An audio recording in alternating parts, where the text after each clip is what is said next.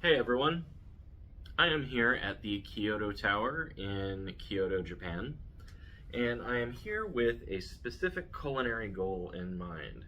I am here to try this, Funazushi. Now, if you're not familiar with Funazushi, what it is it is the ancestor to modern sushi.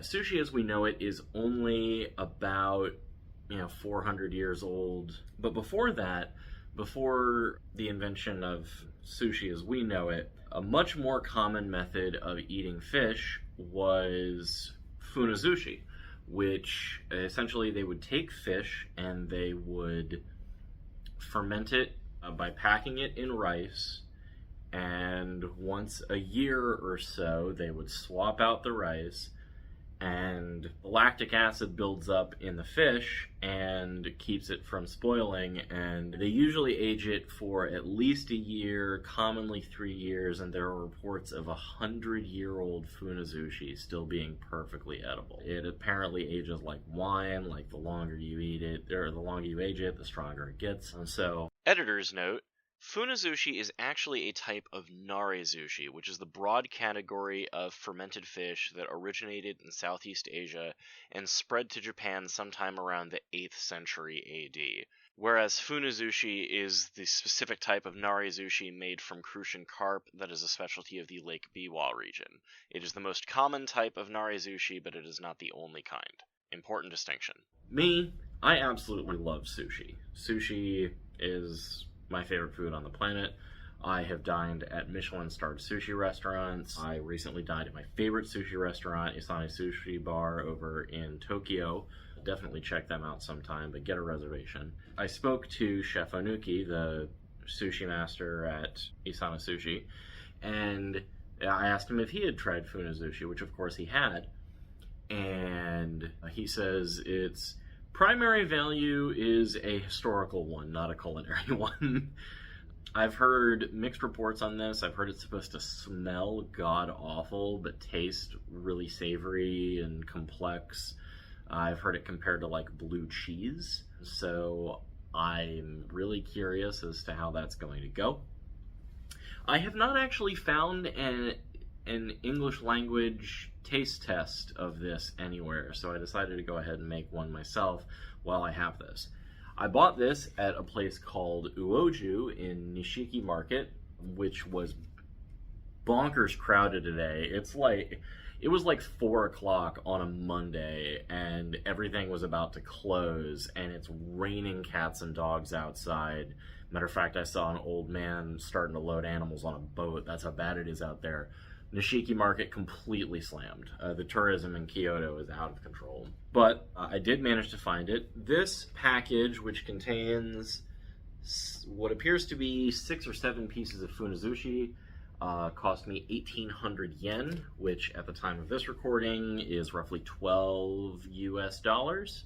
So it's fairly expensive compared to other fish, but not as pricey as I thought it was going to be. I thought it was going to be more like twice that.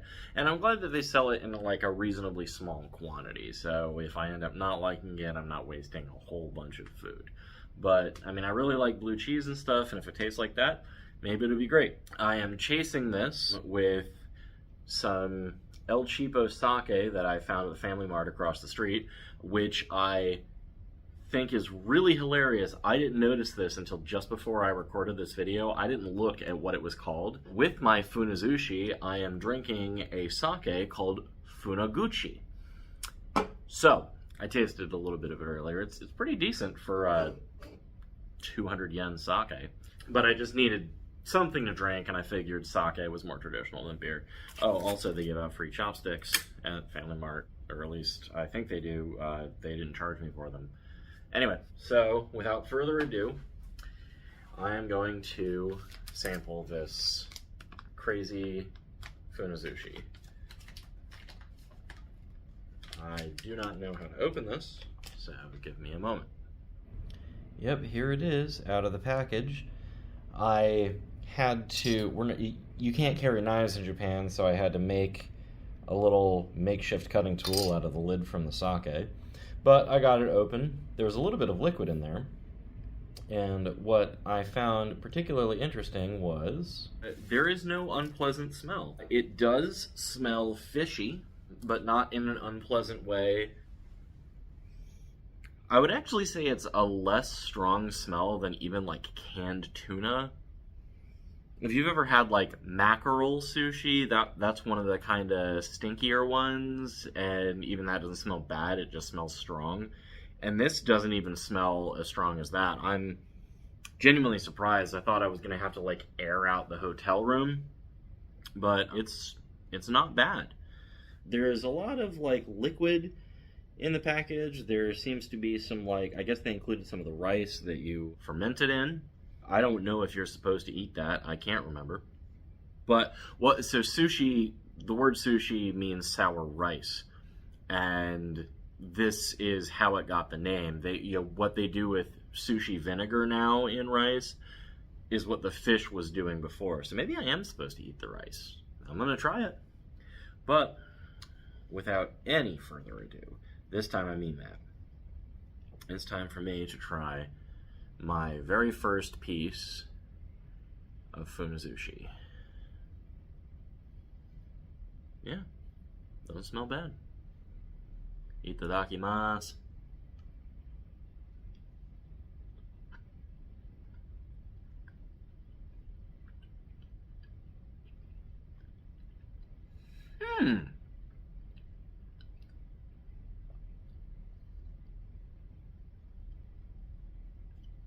Well, it's good. Whoever described it as like being like blue cheese is right on the money. It's like blue cheese with like a strong seafood aftertaste. Not unpleasant. It doesn't taste like dirty seafood. Like I said, it tastes aged. Like the closest thing I would describe it to would be like horse mackerel. Like, it kind of has a similar smell and a similar taste, but like the actual flavor of it is pretty similar to blue cheese. Yeah, that's a good way to describe it. So if you don't like blue cheese, you won't like Funazushi.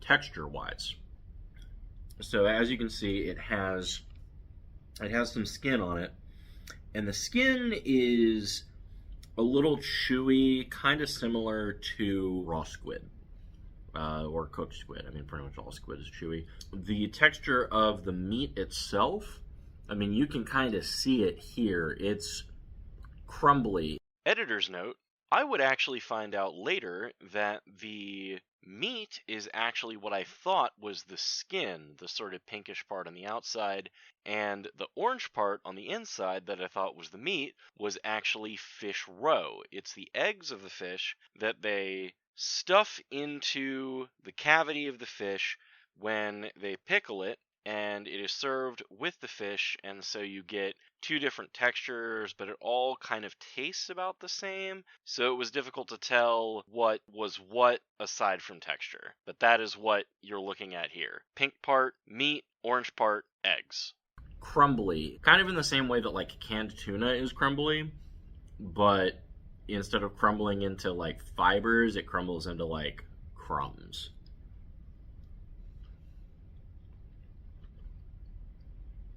Yeah. I like that. I would eat this again. Well, let me try a bit of this rice. Now, the rice is all kind of... Oh, the rice is actually under a piece of plastic.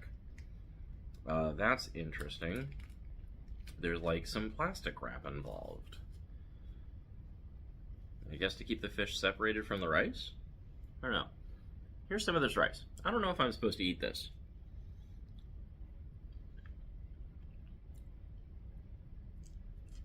The rice has a flavor very distinct from the fish. That is really interesting. So the flavor of the rice is, yeah, I don't know how to describe the rice, but it tastes like it has been in contact with the fish, but it doesn't taste like the fish. It more, let me show you what's going on here.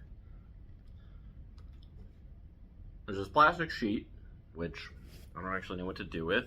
There are conveniently some tissues on this table, so I'm going to use those. But the rice is sort of like, you see it's kind of in a congealed state, almost kind of dissolved, but it doesn't taste bad. Again, it's like the fish. It's a strong and distinct but not unpleasant flavor. So let me try the fish and the rice together.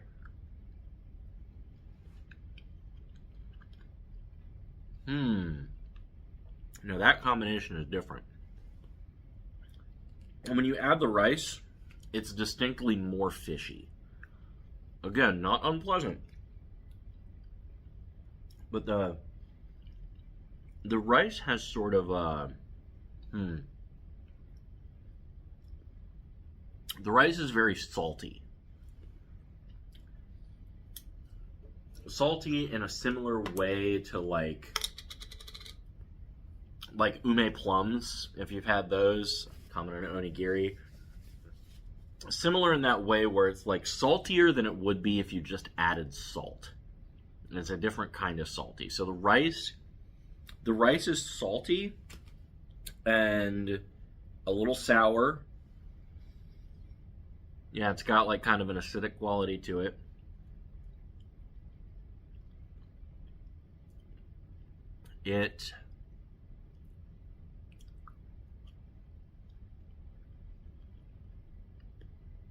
The texture is like overdone sushi rice. We've got little bits of like harder rice in it, but most of it's just a mush. But yeah, the rice is very salty, which makes sense. They probably, I can't remember for sure if they pack it. I think they pack it in salt and rice. But we only got 3 pieces left. So let me try the fish again by itself.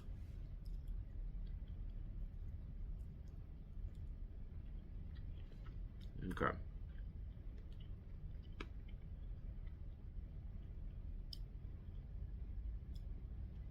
I've got it. I've got the texture. Canned corned beef hash. I know that sounds unpleasant, but that's the closest thing I can think of to how to describe this texture. And then the rice by itself is a little strange. The rice with the fish is... Look at that. We've got a bunch of rice that's just sort of like sticking together like mush.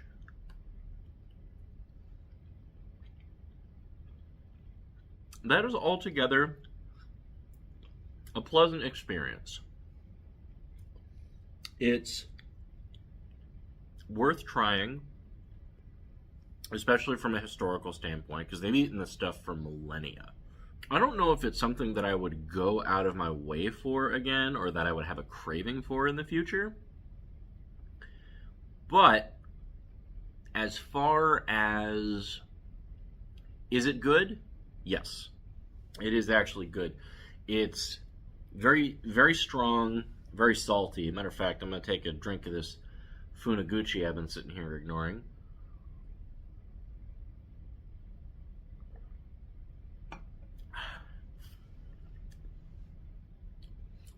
Okay, that pairs really well. I wish I had done that earlier, because this is a semi-sweet, full-body sake.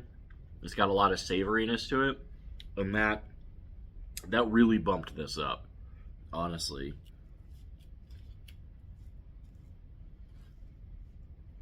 Yeah, like, I'm gonna finish what I can of the rice. This is probably dinner for me, by the way. But yeah, Funazushi is something that, if you are interested in trying something very unique,